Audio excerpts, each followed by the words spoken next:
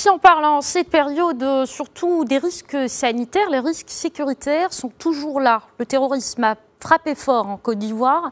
Une attaque a coûté la vie à une dizaine de soldats ivoiriens dans la nuit d'hier dans le nord-est du pays, à la frontière du Burkina Faso, selon l'armée. Un assaillant a été neutralisé. Il s'agit d'une probable réplique à une opération antiterroriste en mai dans le secteur.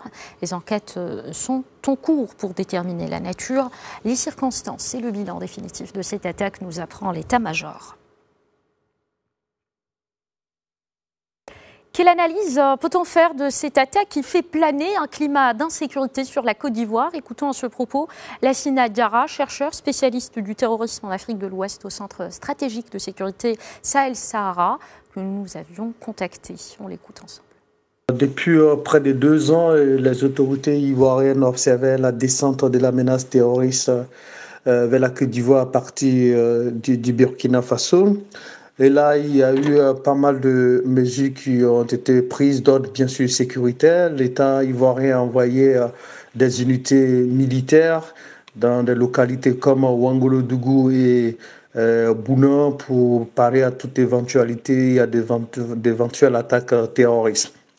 Alors, et après cela, maintenant, il y a eu une opération, je crois, le mois dernier, une opération militaire conjointe menée par les armées burkinabées et ivoiriennes qui aurait connu un grand succès parce que cette opération conjointe aurait détruit des bases potentielles de groupes terroristes. Alors, l'attaque de ce matin révèle un certain nombre de faits et peut-être des messages. Et il s'agit a priori peut-être que en représailles, parce que connaissant la méthode ou connaissant le mode opératoire des groupes terroristes, chaque action suscite une réaction de leur part.